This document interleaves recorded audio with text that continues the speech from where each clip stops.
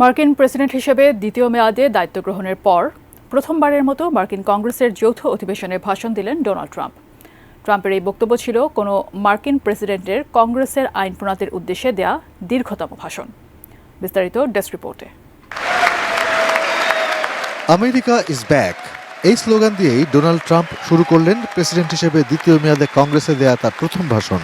Members of the United States Congress, thank you very much.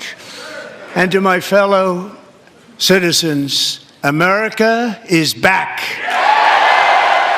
Trump প্রেসিডেন্টের ক্ষমতার যে সর্বোচ্চ ব্যবহার করার চেষ্টা চালাচ্ছেন তার প্রতিফলন দেখা গেছে তার এই বক্তব্যে। ইলন মাস্ককে পাশে নিয়ে ট্রাম্প কেন্দ্রীয় সরকারের আমলাতন্ত্রের বিরুদ্ধে লড়াইয়ে নেমেছেন। ইতিমধ্যে হাজারো কর্মকর্তা কর্মচারী চাকরি হারিয়েছেন, বেশ কিছু সংস্থার কার্যক্রম পুরোপুরি বন্ধ হয়ে গেছে এবং বিদেশে ত্রাণ পাঠানোর উদ্যোগও বন্ধ হয়েছে। এই প্রসঙ্গে দেশের আমলাদের হুঁশিয়ার করে দিয়ে ট্রাম্প বলেন, অনির্বাচিত আমলাদের দেশ শাসনের দিন শেষ। The American dream is unstoppable and our country is on the verge of a comeback. ভাষণের পুরোটা সময় জুড়ে ঘনিষ্ঠ সহযোগী ইলন মাস্কের প্রশংসা করেন ট্রাম্প। কেন্দ্রীয় সরকারের আমলাতন্ত্রের বিরুদ্ধে ইলন মাস্কের বিতর্কিত আগ্রাসনের প্রশংসা করে ট্রাম্প বলেন, তার প্রশাসন মাত্র কাজ শুরু করেছে। ভিশনের ফুলঝুরি মেগা অফারে ফ্রিজ কিনলেই পাচ্ছেন 16 পিসের আকর্ষণীয় গিফট বক্স একদম free, Which is headed by Elon Musk, who is in the gallery tonight.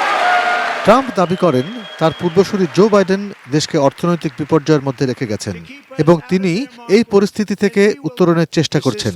তিনি কানাডা, চীন ও মেক্সিকোর পণ্য আমদানিতে আরোপ করা শুল্ক ও এর ফলে শুরু হওয়া শুল্ক যুদ্ধের পক্ষে যুক্তি দেন। ট্রাম্প বলেন, দশকের পর দশক পৃথিবীর প্রত্যেকটি দেশ আমেরিকাকে শোষণ করেছে। Other countries have used tariffs against us for decades, and now it's our turn to start using them against those other countries. Ukraine প্রসঙ্গে ট্রাম্প বলেন, জেলেনস্কির পক্ষ থেকে চিঠি পেয়েছেন তিনি, যেখানে শান্তি প্রতিষ্ঠায় ইউক্রেন আলোচনার টেবিলে বসতে প্রস্তুত আছে বলে জানান তিনি।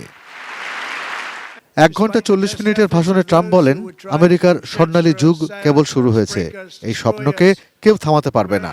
এর আগে দীর্ঘতম বক্তব্যের রেকর্ড ছিল সাবেক প্রেসিডেন্ট বিল ক্লিন্টনের হাতে। And we will fight for the country our citizens believe in and for the country our people deserve. Arpan Maitra, desk report, ATN news.